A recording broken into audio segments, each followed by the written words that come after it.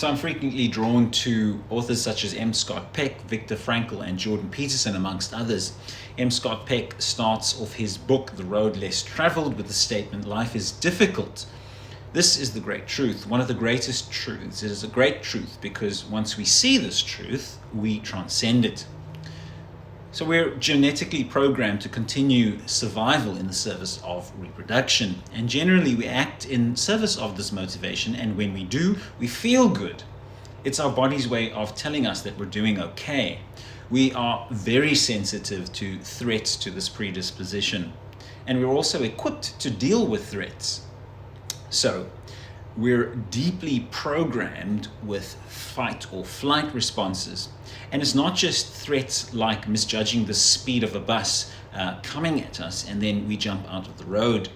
This is pragmatic to do that. It's also pragmatic to adopt worldviews and social roles, behaviors that build adaptive community responses to increasingly ensure individual and community flourishing. So our responses can also then be maladaptive, such as placing too much stock in risk reduction, directing attention away from things like virtue and building values such as expansiveness, joy, and wonder. This is one of the things that Ernest Becker says in his 1975 Pulitzer Prize-winning book, The Denial of Death. Counterintuitively, directing attention to time wasting isn't just reducing time spent on productive endeavors. It can be illusory and even harmful. So human illusions are constructed to protect us from finitude, guilt, and death. Again, this is Ernest Becker speaking.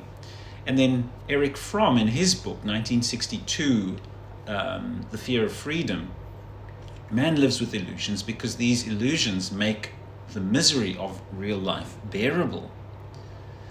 So as well as these responses being illusory, it is also problematic when we come into contact with people whom we perceive to have different invulnerability beliefs, because we become aware of the feebleness of our own constructed beliefs and how very vulnerable we really are.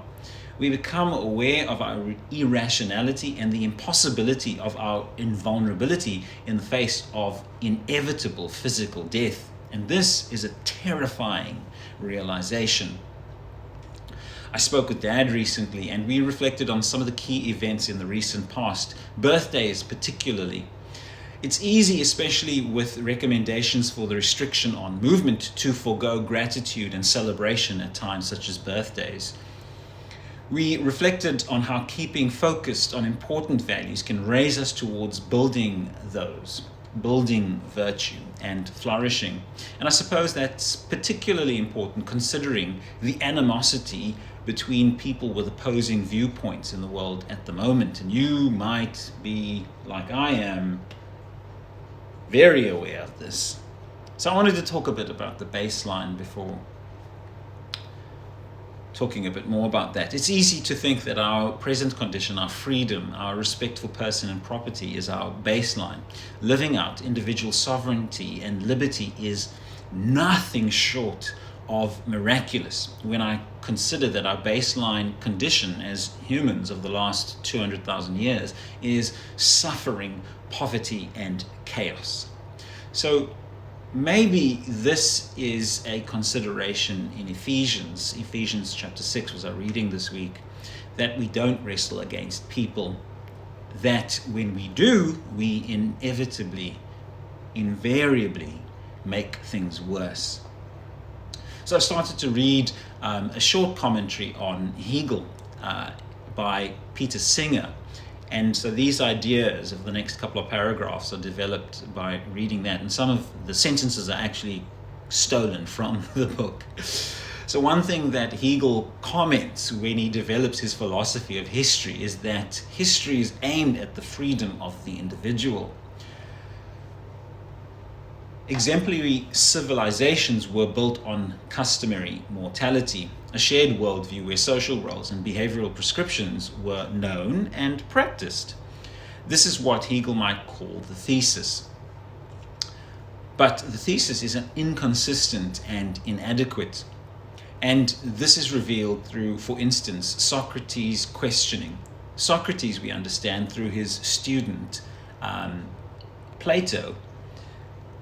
Interesting thing about Plato is that Socrates was his gym instructor. So Socrates wanted to understand transcendent truth that motivates human behavior. Jesus similarly sought to reveal truth that governs our thinking, speech, and behavior.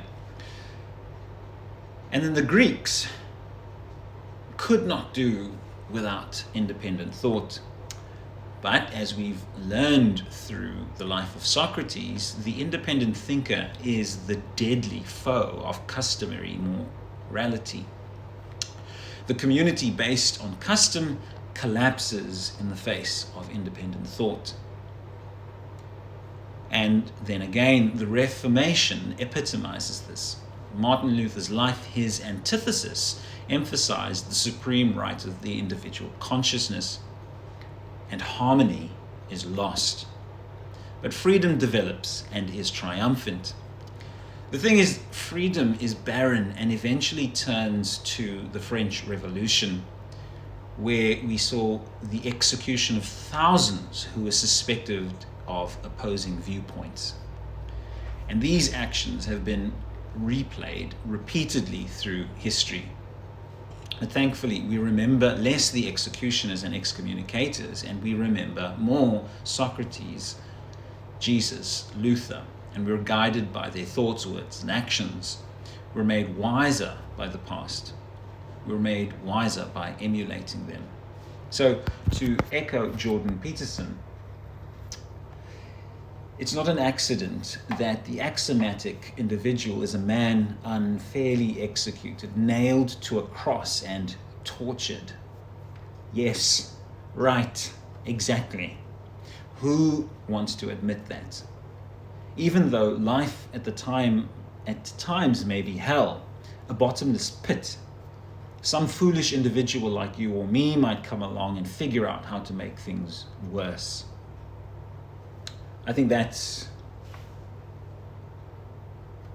what Ephesians is getting at. We don't battle people, we emulate Jesus. Father, help us to emulate your Son, Jesus.